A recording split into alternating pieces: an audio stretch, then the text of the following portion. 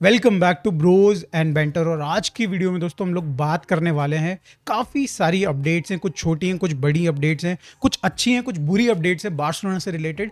तो सबसे पहले शुरू करते हैं एक बहुत ही बुरी न्यूज़ के साथ। भाई बहुत बड़ा शॉक लगा है बार्सिलोना और बार्सिलोना मैनेजमेंट को। यूएफए ने 60 मिलियन का फाइन लगा दिया है बार्सिलोना के ऊपर। और कहीं ना कहीं हम लोग इसको पिछली कुछ वीडियो में हमने कवर किया है। अगर आपने ये देखा नहीं तो, और आपको चाहिए कि कुछ डिटेल में इसका इन्फॉर्मेशन चाहिए, तो ये एक वीडियो में पिन कर रहा हूँ और साथ में ये स्क्रीनशॉट लगा रहा हूँ। आप जाके इस वीडियो को देखिए, आप डिटेल में समझ जाएंगे कि क्या प्रॉब्लम है, क्या किस रीज़न से बार्सिलोना पे ये फाइन लग रहा है। बट भाई 60 मिलियन का बार्सिलोना पे फाइन लग रहा है।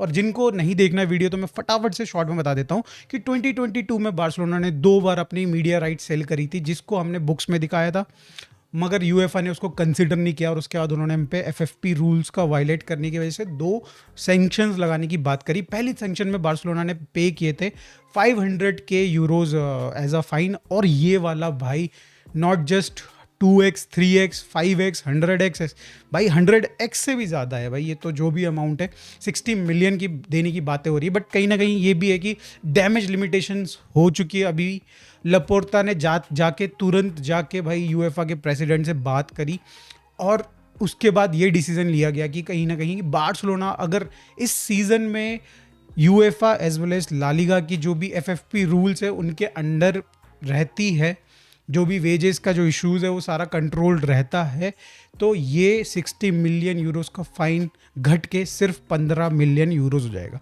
भाई 15 मिलियन यूरोस भी तो बहुत ज़्यादा है ना।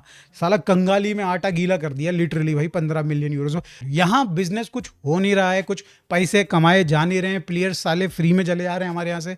और भाई ये फाइन वाइन भी छोटे मोटे फाइन भी नहीं है भाई। ये साला पीएसजी, मैन सिटी, चेल्सी जो जो इतने बड़े बड़े भाई कॉन्ट्रैक्ट साइन कर रही है, 70-70 मिलियन के प्लेयर्स ऐसे ला रही है जैसे सब्जी लेके आ रहे हो। और भाई यहाँ बार्सिलोना की रेल बना के रख रखी है लिटरली भाई। बट चलो ठीक है, पुराने पाप हैं तो क्या ही कर सकते हैं। और पाप से याद आया दोस्तों, एक पाप बार्सिलोना और करने की जा रही है, जहां पे भाई आप जहां देखो भाई यही न्यूज़ सुनने में आएगी कि भाई लुइस डियाज के लिए Barcelona is going all out. मतलब भाई हम लोग ऑल आउट ही हो जाएंगे अगर ये बंदे के लिए गए तो। 80 मिलियन मांग रही है लिवरपूल भाई, कितना भी तुम नेगोशिएट कर लो, 65 मिलियन तो लेगी ही लेगी ना। कहाँ से लाओगे? 15 मिलियन का भी तो चूना लग गया यहाँ पे, कहाँ से लाओगे भाई इतना पैसा? आई डोंट नो भाई क्या कर रही है बारसा मैनेजमेंट और क्या ही करना चाहती है बारसा मैनेजमेंट, समझ में नहीं आ रहा दोस्तों मुझे तो लिटरली। बट यार ये डिसीजन कौन ले रहा है? डेको को कुछ फायदा हो रहा है क्या? कुछ वो इस डील से कुछ पीछे उसको कटवट मिल रहा है क्या? जैसे यहाँ पे भाई कमीशन मिलता है भाई दल्लों को, ऐसा कुछ सीन बन रखा क्या है उसका? बट चलो ठीक है, जो भी है भाई हम लोग क्या ही बोल सकते हैं। वहीं अगर बात करी जाए लैंगले वाली न्यूज़, तो आप लोगों को पता चली चुकी होगी कि लैंगले का भाई कहीं ना कहीं टर्मिनेट कर दिया गया है कॉन्ट्रैक्ट। अब भाई कॉन्ट्रैक्ट टर्मिनेट कर दिया गया है, उसकी जो टोटल सैलरी थी उसके कॉन्ट्रैक्ट में, जो भी 2-3 साल का कॉन्ट्रैक्ट था, वो समवेयर अराउंड लाइक हमने 32 मिलियन बचाई है। और सब फैंस और जितने भी सोशल मीडिया वाले जितने भी चैनल्स हैं पाँव में पड़ चुके हैं लैंगले के। मैंने भी बोला कि भाई बहुत बढ़िया भाई, ऐसा काम करा है तूने भाई, हम लोगों को बचा लिया। एक तो भाई एफएफपी के रूल्स यूएफए के फिर से पड़ जाते हैं हम पे, तो 60 मिलियन देने पड़ते हैं लिटरली, मगर काफ़ी हद तक बच गए हैं। ये जो इतनी जल्दी से प्रोसेस हुआ, इतनी जल्दी कॉन्ट्रैक्ट टर्मिनेट हुआ, थोड़े पैसे भी छोड़ के चला गया बंदा, इसके पीछे भाई आपको पता है ना कि एथलेटिको मैड्रिड एंड लैंगले का ही फायदा है। क्लब वर्ल्ड कप के लिए जो फाइनल प्लेयर्स के नाम भेजने हैं उसका समय बहुत करीब आ चुका है, डेडलाइन बहुत पास आ चुकी है। और अगर एथलेटिको मैड्रिड ने लैंगले को अपनी टीम में रजिस्टर नहीं कराए तो भाई नाम भी आगे नहीं भेज सकते। तो भाई ये जितनी जल्दी होता उतनी ही जल्दी भाई थोड़ा सांस में सांस आती लैंगले as well as Atletico Madrid के, और हमारा भी भाई चलो साइड में साइड थोड़ा बहुत भला तो हो ही गया है। बट कहीं ना कहीं ये भी रिपोर्ट हो रहा है कि बार्सिलोना ने थोड़े बहुत तो पैसे दिए ही हैं, 6 मिलियन 7 मिलियन के अराउंड शायद से बार्सिलोना ने पैसे दिए हैं। बट अभी ये फिगर डिस्क्लोज नहीं हुई है। ऑब्वियसली डेको ऐसी चीज़ें डिस्क्लोज नहीं करता है, बट जो चीज़ें भाई डिस्क्लोज करके वाहवाही मिल जाती है कि 32 मिलियन बच गए, 32 मिलियन बच गए, तो वो ज़रूर डिस्क्लोज हो जाती चीज़ें। तो दोस्तों ज़्यादा भाव देने की ज़रूरत नहीं है, जो किया है इसने अपनी नेसेसिटी की वजह से किया है, और कहीं ना कहीं एथलेटिको मैड्रिड का प्रेशर था इसलिए किया है। और भाव देने से दोस्तों याद आया कि इनियाकी पेन्या को कोई भाव ही नहीं दे रहा यार। सेल्टा वीगो और कहीं ना कहीं एक और कोई क्लब था जो कि उसके लिए इंक्वायरी कर रहे थे, बट भाई उनको सैलरी इतनी ज़्यादा लग रही है, सैलरी इतनी ज़्यादा लग रही भाई इनियाकी पेनिया की भाई 62,000 टू 70,000 के अराउंड उसकी भाई वीकली वेजेस हैं, जो कि मुझे लगता है कि ठीक ही ठाक हैं। क्या इतना भी पे नहीं कर सकती हैं छोटे clubs? But I don't know भाई क्या फाइनेंसेस होते हैं छोटे क्लब के, बट या कोई भी उसको लेने को तैयार नहीं है इतने पैसे में। और भाई अभी तो राइट नाउ भाई कोई भी सूटेबल बायर नहीं दिख रहा है इनियाकी पेने का। तो देखते हैं भाई, अभी तो समर ट्रांसफर विंडो शुरू ही नहीं हुई है, जब शुरू होगी तो फिर कुछ ना कुछ तो हो ही जाएगा 2.5-3 महीने में। देखते हैं आगे आगे देखेंगे दोस्तों। वहीं पे दोस्तों टर्ड स्टेगन ने डिसाइड कर लिया कि भाई बार्सिलोना की छाती पे दाल गलेंगे, वो 3 साल दाल गलेंगे या तो फिर 3 साल की सैलरी लेके जाएंगे। 42 मिलियन यूरोस, 42 मिलियन यूरोस। भाई ये किस बंदे ने, कौन था वो जीनियस भाई, उसको अवार्ड अंशुमन देना पड़ेगा भाई। कौन है ये जीनियस भाई, ये कहाँ से आ जाते हैं ये लोग कि भाई इसको मैंने कैलकुलेट किया, लिटरली मैं इसको कैलकुलेट कर रहा था कि 3 साल की सैलरी में कितना बने, 14-15 मिलियन यूरोस के बराबर बनती है भाई। ये कौन दे रहा है इतना पैसा भाई टर्ड स्टेगन को ये गोल छोड़ने के लिए? स्टैचू भाई, स्टैचू चाहिए तो भाई तो तुम साले मोम के बनवा लेते, कोई साला स्टील का बना, सोने का भी बन जाता, इससे सस्ता बन जाता यार लिटरली। मगर भाई क्या खर्चा कर रहे हैं भाई ये पागलों की तरह, ये बावड़ी हो गई है यार लिटरली ये मैनेजमेंट तो यार, क्या ही बोले भाई। और अंदरूनी सोर्सेज के अकॉर्डिंग भाई ऐसा सुनने में आ रहा है कि टर्ड स्टेगन भाई डिसाइड कर चुका, अब वॉर होगी भाई, फुल फ्लेज वॉर होगी। अब ना प्यार ना इश्क, सीधा मारम मार भाई लिटरली। मतलब वो चाह रहा है कि अब डिसाइड तुमने कर ही लिया है तो मैं भी भाई अब रुक के पूरी मौज काट के जाऊंगा भाई बार्सिलोना में। आई डोंट नो भाई जो भी होता है, बट बार्सिलोना की मैनेजमेंट यार कमाल की बात है कि भाई 42 मिलियन 3 साल में फॉर टर्ड स्टेगन, भाई क्रेजी यार। मैं तो सोच के चल रहा था 7 मिलियन की सैलरी होगी, जिसमें मतलब वो टैक्स वैक्स कटने के बाद उसके हाथ में आता होगा तो टोटल 10-11 मिलियन होगा। भाई ये तो 2 कदम और आगे बढ़े हुए हैं, 14-14.5-15 मिलियन की भाई सैलरी पैकेज बना के बैठे हुए हैं टर्ड स्टेगन का।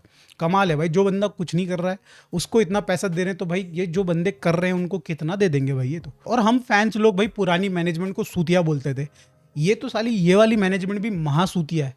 और ये सूतियों की अगर बात कर रही तो नंबर 1 सूतिया भाई इस लीग में जो बैठा है ना भाई, वो है टेबास भाई। कैसी कैसी स्टेटमेंट दे देता है। पिछली स्टेटमेंट आपको याद ही होगी, लामिन यामाल और विनीशियस में से किसी को मिलना चाहिए। मतलब भाई जो हमारे डेम्बले हैं भाई साहब, मो साला हैं, रफीनिया हैं, आपके क्या बोलते हैं एम्बापे है, और कई सारे प्लेयर्स, वेटिनिया, पेड्री जैसे प्लेयर्स, भाई ये सब भाई गुइयाँ छिलने के लिए बैठे हुए हैं। ये इन्होंने कुछ नहीं किया जो, और विनीशियस का नाम ले लिया। चलो ठीक है, वो तो इसने दी सो दी। और अभी एक स्टेटमेंट आई है जहाँ पे वो, जब तक यार ये मैड्रिड की छीलता ना तब तक अच्छा लगता है, जब तक ये मैड्रिड के साथ उंगली कर रहा होता है तब तक ठीक है। तो मैड्रिड की उसने अभी फिर से एक और बार उंगली कर दी। बोल रहा है कि बार्सिलोना तो क्या है भाई, बार्सिलोना साल में 2 या 3 बार रोती है, और वो रोती भी तब है जब मैच के बाद, जब रिजल्ट आ जाता है उनका, जो भी मतलब खेलते हैं उसके बाद आ जाता है, कुछ उनको लगता है कि गड़बड़ी हुई है, रेफरी ने गलत डिसीजन दिया, तब रोती है। मगर मैड्रिड ऐसी टीम है भाई जो मैच होने से पहले, 1 हफ्ते पहले से रोना शुरू कर देती है।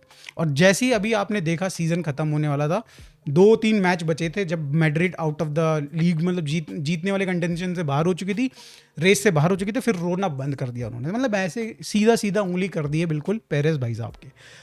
मगर भाई उसके बाद बंदा वहीं नहीं रुका।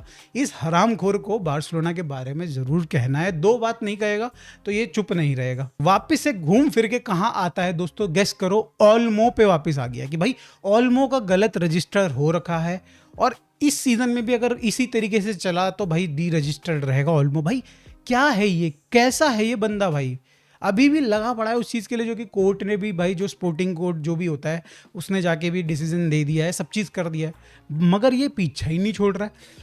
अरे यहीं इस, चलो ऑल्मो तक बात रहती तो ठीक था, जुआन गार्सिया तक का भी किसी ने क्वेश्चन पूछ लिया कि क्या बार्सिलोना जुआन गार्सिया को रजिस्टर कर सकती है, तो बोला भाई बार्सिलोना को पता है कि भाई क्या क्या चीज़ें उसको करनी है रजिस्टर करने के लिए जुआन गार्सिया को। आई डोंट नो भाई, अभी हम लोगों की नई बुक शुरू हुई कि नहीं हुई, जो फाइनेंशियल ईयर होता है वो नया वाला शुरू हुआ कि नहीं हुआ, बट क्या आप बिल्कुल रिटार्डेड हो कि भाई आपको दिख रहा है कि दुनिया भर का पैसा आ रहा है, नाइकी डील से पैसे आने वाले हैं भाई, आपका यूसीएल से मोर देन 110-115 मिलियन आएगा, देन अब ऑब्वियसली लालिगा से वही 70 के अराउंड मिलियन आएंगे।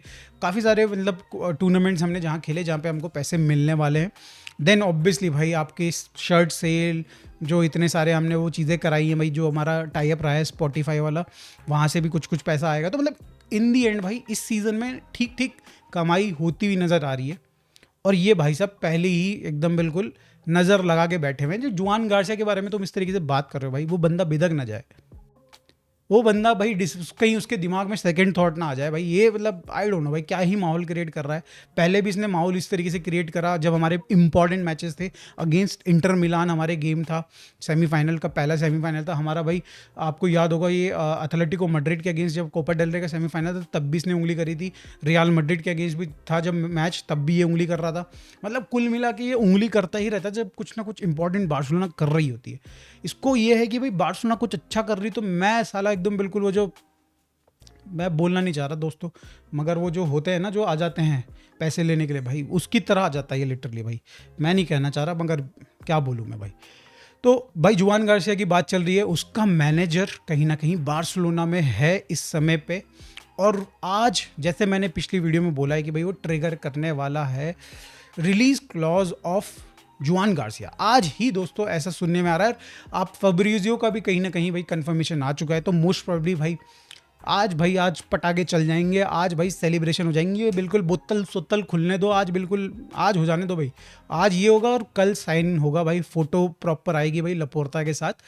तो दोस्तों अब वो आ गई है घड़ी कि फाइनली बार्सिलोना कुछ अच्छे प्लेयर्स धीरे धीरे साइन इन करते हुए नज़र आएंगे। अब आपको अब वो टाइम चला गया कि भाई अब हम एरे गहरे जो टाइम पास वाले प्लेयर्स लेके आने पड़ रहे थे, मजबूरी में प्लेयर्स लेके आने पड़ रहे थे, अब वो टाइम चला गया। अब क्वालिटी प्लेयर्स का टाइम आ गया है कि बार्सिलोना में आने का और इस प्रोजेक्ट को ज्वाइन करने का। भाई वीडियो कैसी लगी दोस्तों प्लीज़ बताइएगा ज़रूर, अपने थॉट्स बताइए भाई। लुइस डियाज की न्यूज़ के बारे में थोड़ा बहुत तेवाज क्यों गालियाँ भी दे ही दो आप लोग भाई, पीछे क्यों रहना है, पीछे क्यों रहना है, ठीक है। वीडियो अच्छी लग रही है तो लाइक वाइक कर दो, सब्सक्राइब कर दो।